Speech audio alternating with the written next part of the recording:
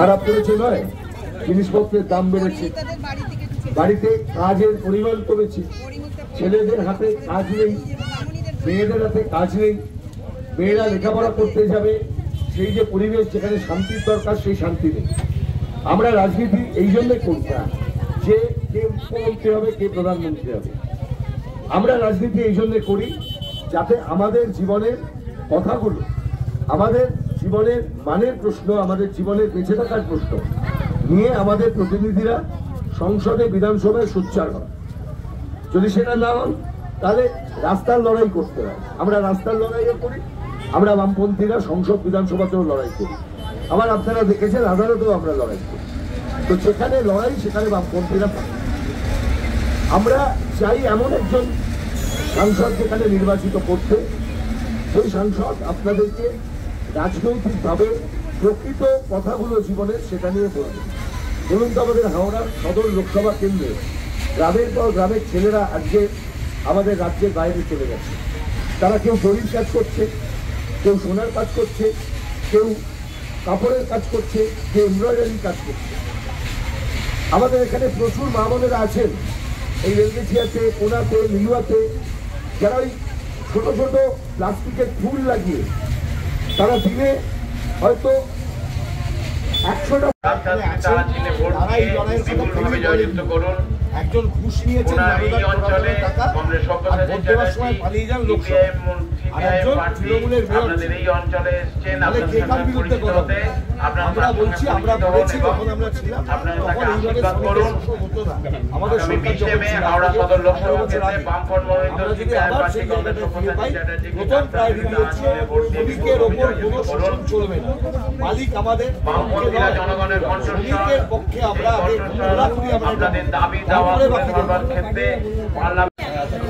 আপনার যন্ত্র চলে গেল না,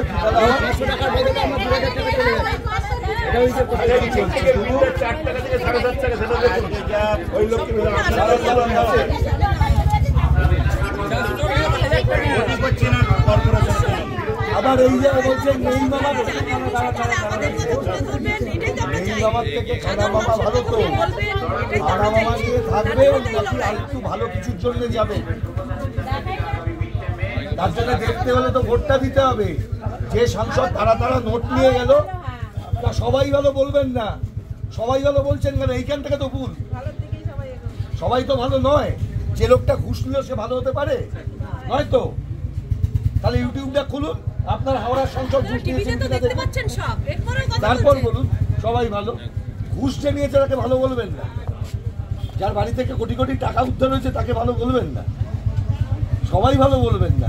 তার ফলে লড়াইটা দুর্বল হয়। 150 টাকার মজুরিকে কেন আজকে কেন 18,000 টাকা ন্যূনতম মজুরি হবে না? এই লড়াইটা করতে হবে। তো কে এমপি হলো, কে মুখ্যমন্ত্রী হলো, কে প্রধানমন্ত্রী হলো, তাই আপনার নয়। আপনার ইস্যুটা গেল কি গেল না এটা নিয়ে বলুন। কথা শুনতে হবে।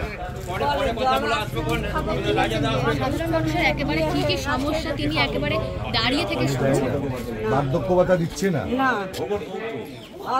কলে জল আসছে না। কেন বার্ধক্য ভাতার জন্য আবেদন করেছিল?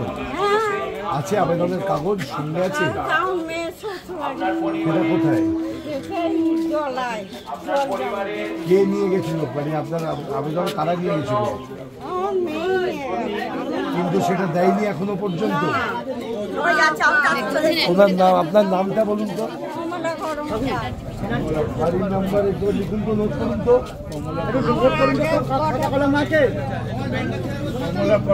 দেখুন ভোট দেবেন কি দেবেন না পরের কথা।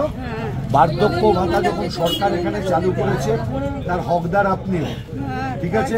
সরকারের টাকা মানে সকলের টাকা, হকদার আপনিও। আপনি যদি টাকা না পান আপনি আমাদের পার্টির যারা কমরেড আছে আপনি জানাবেন, ঠিক আছে? আমরাও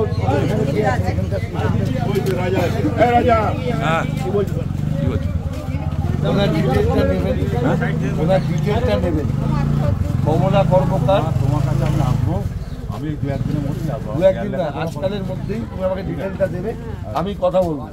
যদি বার্ধক্য ভাতা না পান সেই বার্ধক্য ভাতা কীভাবে পাওয়া যায় সেই লড়াই চলবে।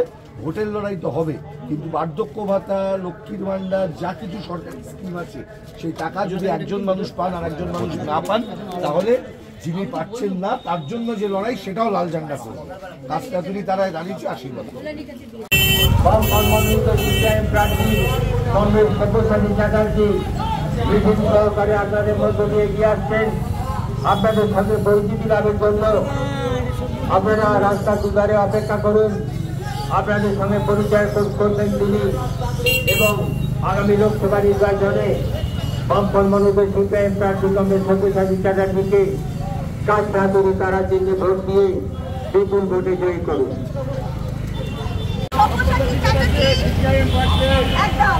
থাকতে বলেছি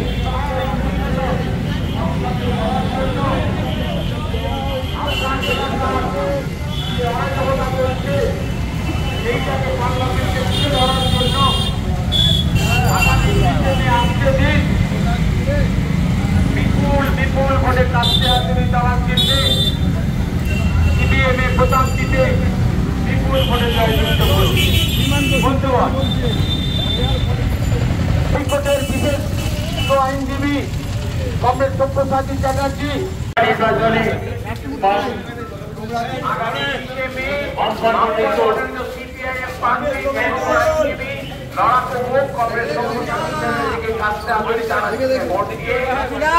ভাবে জয়যুক্ত করুন। হাইকোর্ট চত্বরে নিয়ে যেতে প্রতিবাদী তরুণ আইনজীবী কংগ্রেস সব্যসাচী চ্যাটার্জি বাম মনোনীত সিপিআইএম প্রার্থী আগামী 20 মে কংগ্রেস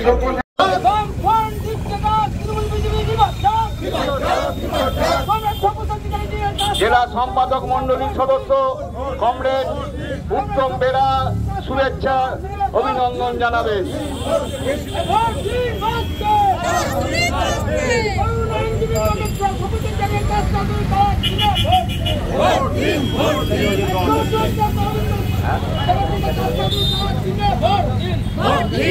আজ কমরেড অনন্ত সাঁতরা আমাদের জেলা কমিটির সদস্য, তিনি কমরেড সব্যসাচী চ্যাটার্জিকে শুভেচ্ছা জানান।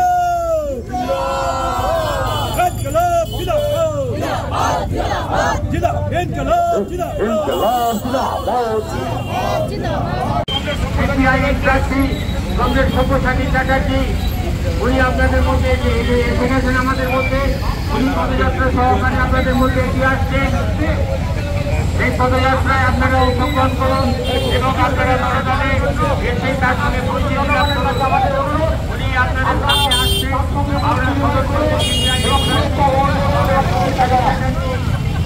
আমাদের পার্টি কংগ্রেস সব্যসাচী চ্যাটার্জি আপনাদের সামনে এগিয়ে যাচ্ছে। একজন সাংসদের রোল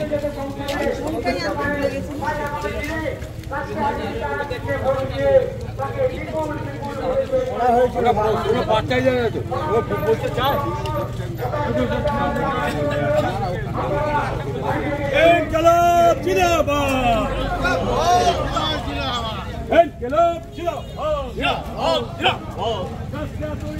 যিনি বিজেপিকে ভোট দিয়েছেন যিনি কাউকে ভোট না দিয়ে নোটায় ভোট দিয়েছেন তিনি সকালবেলা উঠে একটা কমন কথা সবাই বলে,